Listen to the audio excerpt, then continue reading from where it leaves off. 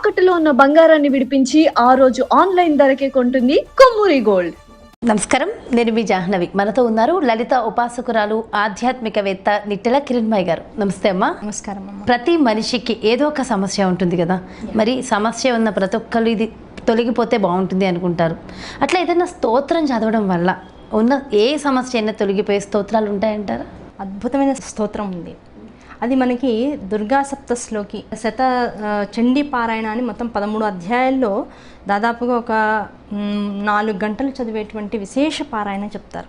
అది అందరూ చదవడానికి అవకాశం లేదు, ఎందుకంటే చాలా గురుపదేశం ఉండాలి. గురువుగారి దగ్గర కనీసం ఒక 5-6 నెలల పాటు కూర్చుని ప్రయత్నం చేస్తే తప్ప ఆ దుర్గా చండీ సప్తశతి అంతా కూడా నేర్చుకోవడానికి అవకాశం లేదు. అందుకని మన పెద్దవాళ్ళు ఏం చేశారంటే, ఋషులు అందరూ చాలా సామాన్యుడి దాకా, అంటే అన్నీ తెలిసినటువంటి వాడి దగ్గర నుంచి అతి సామాన్యుడి దాకా ఈ దుర్గా చండీ సప్తశతి అనేటువంటి ఈ విశేషమైనటువంటి పాఠాంతరంలోంచి ఒక 7 శ్లోకాల్ని మాత్రం తీసి, ఆ 7 శ్లోకాలకి అంతర్గతంగా మనిషికి నిత్య దైనందిక జీవితంలో వచ్చేటువంటి ప్రతి సమస్యని వెనకాల విషయంగా పెట్టి ఆ 7 శ్లోకాలను ఎవరైతే నిరంతరము పఠిస్తారో, ఆ 7 శ్లోకాలని ఎవరైతే నిరంతరము పట్టుకుని ఉంటారో అటువంటి వాళ్ళకి కలిదోషానికి సంబంధించినటువంటి ఏ కష్టము దరి చేరదు అనేటువంటి ఒక అండర్లైన్ విషయం చెప్పేశారు. నాకు అప్పుల బాధ ఉందండి, నాకు రోగం ఉందండి, నాకు కష్టం వచ్చిందండి, నాకు ఎటెల్డాలో దిక్కుతోచినటువంటి స్థితిలో నేను ఉన్నానండి, నా ఇంట్లో ఐశ్వర్యం ధనం లేదండి, నాకు లేకపోతే ఇంట్లో మంగళం అనేటువంటిది లేకుండా ఉన్నానండి, నాకు ఇంట్లో శుభకార్యాలు జరగట్లేదు, సో సుఖం లేదు, డబ్బు ఉంది, అన్నీ ఉన్నాయి, శుభకార్యాలు జరగట్లేదు, నా ఇంటికి మనిషి రావట్లేదు, ఒక పిల్లవాడు పుట్టట్లేదు, ఏ మంగళం లేదు, మా మామిడాకి ఇంటికి కట్టడానికి అవకాశం లేకుండా ఉంది. అలాంటి వాళ్ళు ఇవే కదా, ఇంతకు మించి ఇంకేమైనా కష్టాలు ఉంటాయా? ఇంతకుమించి ఇంకేం ఉండవు కదా. కనుక అప్పుల బాధల నుంచి, రుణ బాధల నుంచి, రోగాల నుంచి, ఇంట్లో సర్వమంగళాలు జరగడం దగ్గర నుంచి, ఐశ్వర్యం వృద్ధి చెందడం దగ్గర నుంచి, ఐశ్వర్యం అనుభవించేటువంటి యోగ్యత లేనటువంటి వారికి ఆ యోగ్యతని కల్పించడం దగ్గర నుంచి, ఆ సమస్తమైనటువంటి విపత్తుల నుంచి మనల్ని రక్షించగలిగినటువంటి అద్భుతమైనటువంటి స్తోత్రం ఏదైనా ఉంది అంటే దుర్గా సప్తశ్లోకి చండీ సప్తశతి నుంచి. అది మొత్తం 300 శ్లోకాలతో ఉంటుంది, 13 అధ్యాయాలు. ఆ 300 శ్లోకాల్లోంచి కూడా కేవలం 7 శ్లోకాలని మనకి విడిగా తీసిచ్చి, ఆ 7 శ్లోకాలని ఎవరైతే నిరంతరము ప్రాతకాల సమయంలో, అలాగే ప్రదోషకాల సమయంలో, అంటే ఉదయం పూట సూర్యుడు ఉదయించినటువంటి సందర్భంలోనూ, అలాగే సూర్యుడు అస్తమిస్తున్నటువంటి సమయంలో ఎవరైతే దీపారాధన చేసుకుని చేయకపోయినా, 2 రకాలు. ఇంట్లో ఉండి గృహస్థాశ్రమం, నేను ఆడదాన్ని ఇంట్లో ఉంటానండి, నేను హౌస్ వైఫ్ అని చెప్పుకునే వాళ్ళు శ్రద్ధగా 2 పూట్ల దీపారాధన చేసుకుని చక్కగా దీపారాధన ఎదుర్కొంటే చదువుకోవచ్చు. అవకాశం లేదండి, నేను ఉద్యోగం చేస్తున్నాను, పొద్దున ఉద్యోగానికి వెళ్ళేటప్పుడు చదువుకుంటాను, సాయంకాలం ఉద్యోగం నుంచి వచ్చేటప్పుడు చక్కగా చదువుకో. ఏమంటే నేను రోడ్డు మీద ఉన్నాను, భయం వేస్తుంది, చదువుకోవచ్చా? చదువుకో, ఇమ్మీడియట్గా చదువుకో, నీకు అన్ని భయాలు తొలగిపోతాయి.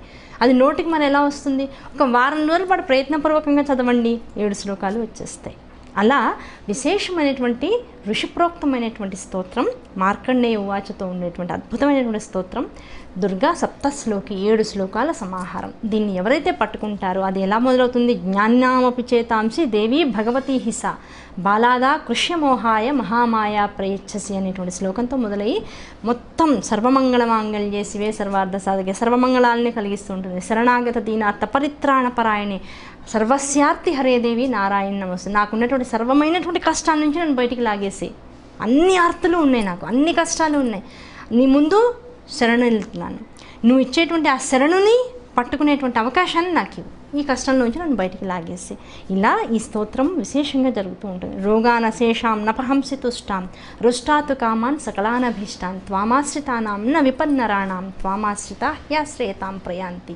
ఇలా అన్ని రకాలైనటువంటి రోగాల నుంచి విముక్తి, అన్ని రకాల సుఖాలకి దగ్గర అయ్యేటువంటి మార్గాన్ని సూచిస్తూ మనకు ఉన్నటువంటి ప్రారంధ కర్మలన్నీ అనుభవింపజేసేటువంటి స్తోత్రం. అంటే ప్రారంధ కర్మలన్నీ కూడా స్తోత్రాన్ని చదవడం వల్ల పోతాయా? 50% తగ్గిపోతాయి. ఇవాళ పొద్దున్న లేచావు, లేచిన తర్వాత ఇల్లు ఊడుస్తూ ఓకేనా, ఇల్లు ఊడుస్తూ ఒకసారి చూడండి, మనం నడువు ఇలా వంచి లేపినప్పుడు పట్టేస్తూ ఉంటాం. అవును. ఆ పట్టేసిన తర్వాత చాలామంది మళ్ళీ మంచం నుంచి లేవని వాళ్ళు ఉన్నారు, ఒక వారం రోజులు కష్టపడి లేచిన వాళ్ళు ఉన్నారు, ఊరికే ఇలా అనగానే మళ్ళీ టక్మని తగ్గిపోయిన వాళ్ళు ఉన్నారు. ఓకేనా? కనుక మనం అనుభవించేటువంటి కష్టం, ఇది వరకు చేసినటువంటి కర్మను అనుసరించి ఏ కష్టం అయితే మనం అనుభవించాలనుందో అది 7 ఏళ్ల పాటు మంచం మీద పడుకోవడమా, 7 నిమిషాల్లో నొప్పి హీల్ అయిపోయి లేచి తిరగడమా అనేటువంటిది స్తోత్రాన్ని నువ్వు ఎంత నమ్మకంతో పట్టుకున్నావు అనేటువంటి దాని మీద ఆధారమైంది ఉంటుంది. చేసిన తప్పు ఒకటే, ఎవరినో కష్టపెట్టాం, ఎవరినో అనకూడని మాట అన్నాం, అది ఇవాళ నీకు రోగం రూపంలో బాధ పెడుతుంది. ఎవరికో పెట్టకుండా తినేసావు, రోగం రూపంలో బాధ పెడుతుంది. ఆ రోగం నుంచి బయటికి రావాలి. అమ్మ ఏం తప్పులు చేశానో ఏమో, తెలిసి చేశానో తెలియక చేశాను, వీటన్నింటి నుంచి బయటికి రావాలి, నిన్ను పాదాలు పట్టుకుంటున్నాను. అమ్మ ఏం చేస్తుంది, ఓకే తప్పు ఒప్పుకున్నావు, వెరీ గుడ్. ఇప్పుడు మన పిల్లాడు చూడండి, స్కూల్ నుంచి వస్తాడు, వచ్చిన తర్వాత ఇవాళ మార్క్స్ షీట్ వచ్చింది, అమ్మకు చెప్పాలి. కామ్గా అమ్మ దగ్గరికి వచ్చి, అమ్మ ప్లీజ్ ఏమనకు, ఈసారి బాగా చదువుతా, నాకు చాలా తక్కువ మార్కులు వచ్చాయి, ఫెయిల్ అవ్వలేదంతే, నువ్వు ఎట్లా చేస్తావు చెయ్యి, నాన్నతో మాత్రం నాకు దెబ్బలు పడడానికి వీల్లేదు, నేను నిజంగానే సరిగా చదవలేదు, నువ్వు చెప్పినప్పుడు నేను ఆటలాడుకున్నాను, కంప్యూటర్లో గేమ్స్ ఆడుకున్నాను, సారీ అమ్మ అని ఏడ్చేసాడు. ఏడ్చేసేప్పుడు తల్లికి ఏమనిపిస్తుంది, కోపం వస్తుంది ఇమీడియట్గా. కానీ వాడు ఏడుస్తుంటే పోనీ చదువుతానంటున్నాడు కదా అని చెప్పి, నేను చెప్తాలే నాన్నగారికి, నువ్వేం వర్రీ కాకు, ఈసారి మాత్రం మార్కులు రాకపోయాయా అని ఇలా వీళ్ళు చూపిస్తుంది. మనందరం అదే స్టేజ్లో ఉన్నాం కదా. అలా పిల్లవాడు ఎవడైతే ఆర్తితో తను చేసిన తప్పుని ఒప్పుకుని అమ్మవారి ముందు శరణాగతి వేడతాడో అటువంటి వాడికి వాడు అనుభవించేటువంటి బెల్ట్ దెబ్బల దగ్గర నుంచి ఒక చిన్న పిర్ర మీద దెబ్బతో పెద్ద శిక్ష, చిన్న శిక్ష కింద శిక్ష మాత్రం తప్పకుండా పడుతుంది. కనుక ఇలాంటి మన ఋషులు మన మీద అవ్యాజమైనటువంటి ప్రేమ వాళ్ళకి, బాగుండాలి, జగత్తు బాగుండాలి, అమ్మవారిని జగత్తంతా, ఈ జగత్తులో ఉండేటువంటి జనులందరూ బాగుండాలి అని పెద్ద పెద్ద వేదప్రోక్తమైనటువంటి విషయాలన్నీ కూడా చాలా చిన్న విషయాలుగా, శ్లోకాలుగా తీసుకొచ్చి మనకి ఇచ్చి, అయ్యా ఇవి చదువుకోండి, దీనివల్ల మీరందరూ బాగుంటారు. ఎవరిని ఇలా అడగక్కర్లేదు, ఎప్పుడు కూడా ఎవరిని దేహి అనక్కర్లా, ఎవరి దగ్గర బానిసత్వం వహించక్కర్లా, ఎవరికి వాళ్ళు అమ్మవారి కృప వల్ల సకలమైనటువంటి సుఖాలతో ఆనందంగా ఉంటారని ఈ స్తోత్రాలు మనకి ఇచ్చారు. కనుక దుర్గా సప్త శ్లోకి, ఈ 7 శ్లోకాలను నిరంతరము ఎవరైతే ఏ ఇంటైతే ఇది పఠనం జరుగుతుందో, ఎవరైతే నిత్యము ఈ స్తోత్రాన్ని పఠిస్తారో అటువంటి వారికి క్షామం అనేటువంటిది దరిచేయడానికి అవకాశం లేదు. స్త్రీలు కూడా చదవచ్చమ్మా? స్త్రీలు, పురుషులు, పిల్లలు, వయో తేడాలు, భేదాలు లేకుండా ప్రతి వాళ్ళు కూడా చదవచ్చు. అంటే చదవలేని వాళ్ళు, అంటే మీరు అన్నట్టు గృహోపదేశం లేని వారు రికార్డింగ్ పెట్టుకుని వినొచ్చు. గృహోపదేశం అక్కర్లేదమ్మా, మామూలు శ్లోకాలు, మామూలు శ్లోకం రోజు నిత్యదైన జీవితంలో మనకి పీడిఎఫ్ మీరు గూగుల్లో నొక్కినా, మీరు ఎందులో నొక్కినా, చివరికి యూట్యూబ్లో నొక్కినా దుర్గా సప్త శ్లోకి అనేటువంటి దాన్ని యూట్యూబ్లో నొక్కినా కూడా మీకు 7 శ్లోకాలు వినడానికి కూడా వీలుగా వచ్చేస్తాయి. అది వింటూ చక్కగా చదువుకోవచ్చు. ఆ చదువుకుంటూ చూస్తూ అలవాటు చేసుకుంటే పిల్లలకి కూడా, అందరికీ నేను చెప్పే ఇంకో విషయం ఏంటంటే, ఆడపిల్లలు కానీ మగపిల్లలు కానీ ఇద్దరికీ సేమ్ టైప్ ఆఫ్ రిస్క్లు ఉన్నాయి బయట. ఎవరూ సుఖంగా లేరమ్మా. ఆడపిల్లలకి శరీరగతమైనటువంటి ఇబ్బందులు ఉన్నాయి బయటికి వెళ్తే, అవునా కదా, వేదన. మగపిల్లలకి ఇంకో రకమైన వేదన, ఇబ్బంది. ఎవరు కూడా సేఫ్టీ జోన్లో మాత్రం లేరు. కనుక మగపిల్లలు కావచ్చు, ఆడపిల్లలు కావచ్చు, ఇంట్లో తల్లిదండ్రులందరూ కూడా ఈ స్తోత్రాన్ని నేర్పించిన తర్వాత పిల్లలకి చెప్పండి. ఒక ఎమర్జెన్సీ కాల్, ఇప్పుడు చేతిలో సెల్ ఫోన్ ఉంది, దానిలో ఛార్జింగ్ ఉంది, కాల్ చేయాలి, ఎమర్జెన్సీగా నిన్ను ఆదుకునేవాడు ఎవడు? పోలీసు. అవునా కదా. ఇప్పుడు నువ్వు చోట ఉన్నావు, అవునా, అప్పుడు ఒక డాక్టర్ అమ్మాయిని అలాగే పాపం రాత్రిపూట బాధ పెట్టారు, అమ్మాయిని కాల్ చేశారు, చంపేశారు. ఆ విషయం విన్న తర్వాత నేను అందరికీ చెప్తున్నాను ఇదే మాట.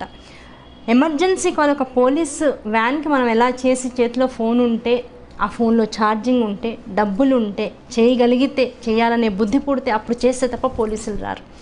దుర్గా అనేటువంటి ఒక్క నామం ఎలాంటిది అంటే, పైన ఉండేటువంటి పోలీసులందరికీ కూడా ఒక కాల్ లాంటిది, ఇంటర్నెట్ కాల్. కష్టం అనిపిస్తోంది, భయం వేస్తోంది జీవితంలో, ఒక కష్టం అనుకోకుండా మన జీవితంలోకి వచ్చింది, ఒంటరిగా ఉన్నాం, దుర్గా దుర్గా దుర్గా దుర్గా, ఆ దుర్గా నామాన్ని వదలకుండా కనుక దాదాపు 1 గంట కావచ్చు, 2 గంటలు కావచ్చు, 7 రోజులు కావచ్చు, 10 రోజులు కావచ్చు, సంవత్సరం కావచ్చు, ఆ దుర్గా నామాన్ని వదలకుండా ఎవడైతే ఉంటాడో అటువంటి వాడికి జీవితంలో ఒక మనిషి వల్ల, ఒక జంతువు వల్ల, కాలం వల్ల, ఋతువు వల్ల, ఉన్నటువంటి పరిస్థితుల వల్ల, మనుషుల వల్ల కష్టం అనేటువంటిది రావడానికి అవకాశం లేదు. అది అలాగే వస్తుంది, అలాగే వెళ్ళిపోతుంది. దుర్గా సప్తశ్లోకి నిరంతరం ఇంట్లో చదువుకోండి. నిజంగా ఒంటరిగా ఉన్నప్పుడు కష్టం ఎదురైంది, దుర్గానామాన్ని పట్టుకోండి. సర్వత్రా అన్ని విషయాల్లోనూ జయం మనదవుతుంది. చాలా చక్కగా వివరించారమ్మా. Thank you so much. నమస్కారం. నమస్తే అమ్మా. అన్ని రకాల సమస్యలకు, సమస్య ఏదైనా సరే ఈ ఒక్క స్తోత్రంతో చక్కటి పరిష్కార మార్గం ఉంటుందని చెప్పి ఎంతో చక్కగా వివరించారు కదా. మరో బ్యూటిఫుల్ వీడియోతో మళ్ళీ మీ ముందుకు వచ్చేస్తాను. నమస్కారం.